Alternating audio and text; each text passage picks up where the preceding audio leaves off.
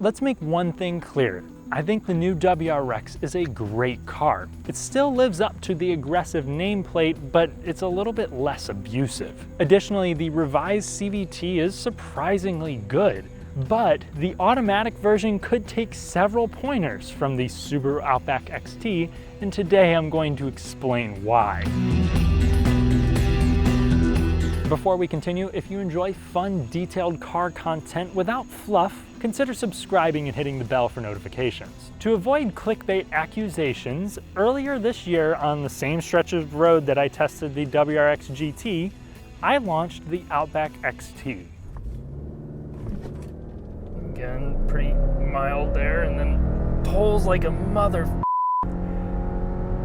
Okay, I reset the draggy and I did it again. 5.8 seconds to 60 with the Subaru Outback XT. Plus the Turbo Outback can be had for under $40,000. Now let's see what the WRX GT can do. It feels like an Outback CVT at the low end, but picks up nicely. I was honestly expecting it to launch off harder. 0 to 60 in 5.9 seconds. Granted, a tenth of a second is pretty negligible, and considering that the Outback XT had a slightly lower density altitude, I think that these are pretty equally matched. But that really shouldn't happen when you're comparing an Outback to a WRX in straight line performance. It also doesn't make any sense, or does it? Briefly, I'd like to thank Royal on the Eastside in Bloomington, Indiana for loaning me the WRX and Outback for today's quick video. If you're looking for either of these cars and you don't want to pay above MSRP, check them out. Now, if you're going with a manual transmission WRX, it's going to be quicker than the Outback XT, so long as you disrespect it upon launch at 5,000 RPMs or so. With that sort of method, Car and Driver nailed 5.5 seconds to 60 with a stick shift. And I definitely believe in that number because not too long ago, I drove a 3-pedal Subaru WRX. I launched it sort of easy and still managed 6.1 seconds. And if you haven't commented this already, I know that these cars have completely different priorities and are seldom being cross-shopped. But the XT still points out some big flaws with the WRX. All all-wheel drive Subarus will ride on the same global architecture. The Outback XT and the WRX GT also do share the same engine and transmission, but with some crucial tweaks. So, under the hood, we'll have a 2.4-liter twin-scroll turbocharged Boxer 4. This is going to make 271 horsepower, 258 pound-feet of torque here in the WRX, and it runs on a premium tune. It's supposed to be a little bit more aggressive, which allows it to make 11 more horsepower despite needing less boost, likely due to altered timing because the compression ratio remains the same. I do think that the powertrain changes for the WRX have made the car a little bit more responsive, something that you really can't measure. Now, the dumbfounding part is that this engine is still paired up to a CVT, but it's one that really tries to convince you that it isn't one. Hell, even in the comfort mode, the thing will aggressively fake shift.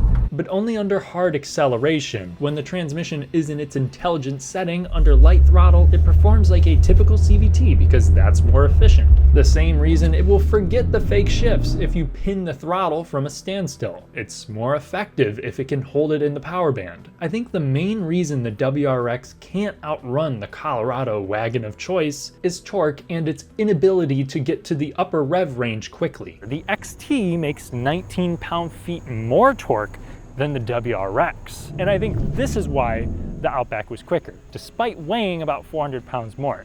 My reasoning? CVTs are terrible at launching. Even though this one is revised and it's technically the Subaru Performance transmission, it stays in the lower rev range for a little bit too long. And that's where this car, making more torque down low, is going to make more power down low.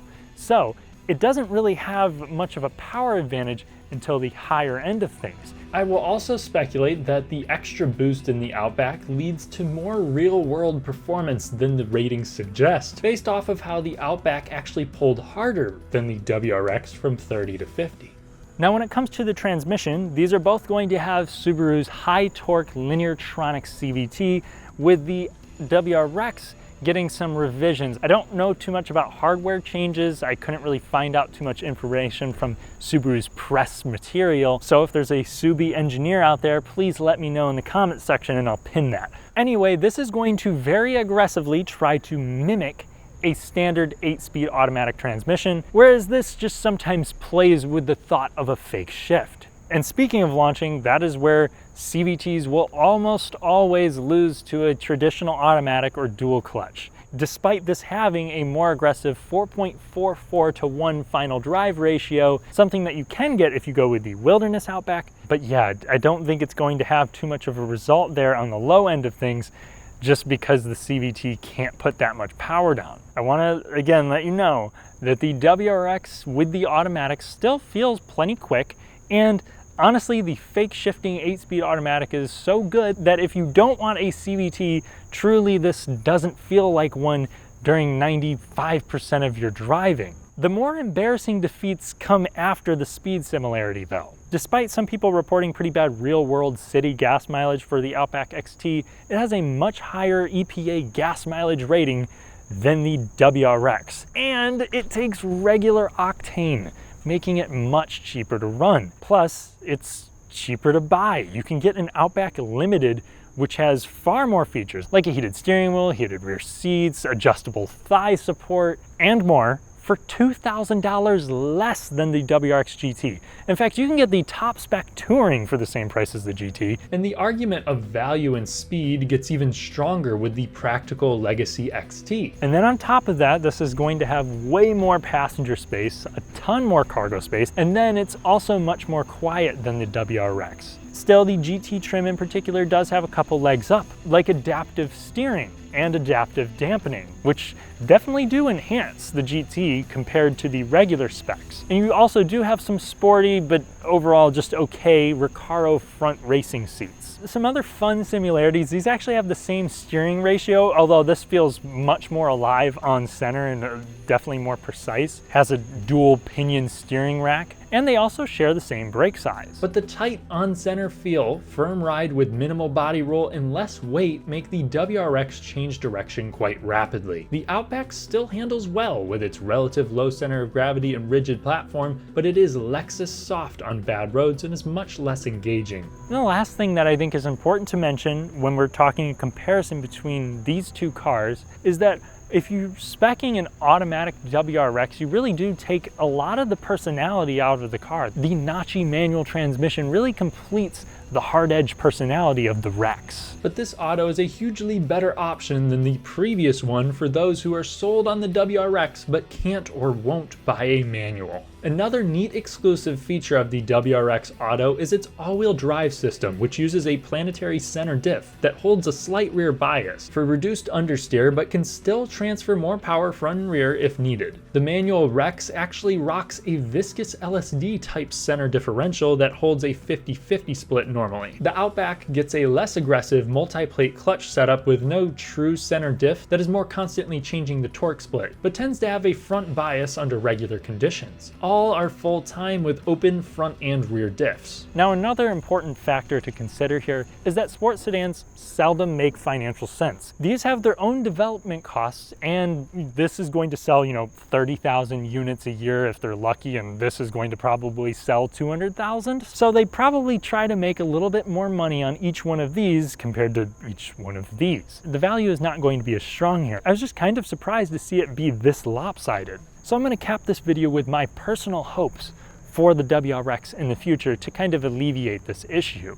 One, don't limit GT availability to automatic buyers. You do get quite a bit of cool things with the WRX GT, and the manual transmission is usually around $2,000 cheaper. Next, I would consider lowering the top GT trim or just adding a little bit more power to help justify the need for premium fuel. Switching to the regular octane tune, which will also help it compete with the likes of the GTI, seems like a good move, especially when you can still get really good results. And lastly, if it's at all possible, I really wish this thing would come with a beefed up 6-speed automatic from the BRZ, or just an entirely different traditional automatic or dual clutch.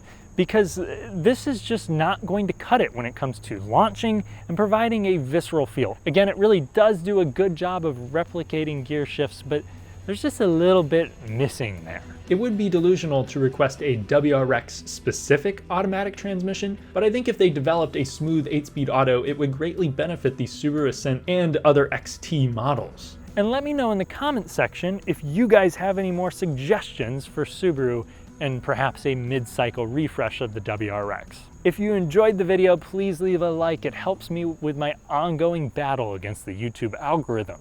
If you want to see more, subscribe and hit the bell for notifications. Thank you to my very loyal patrons.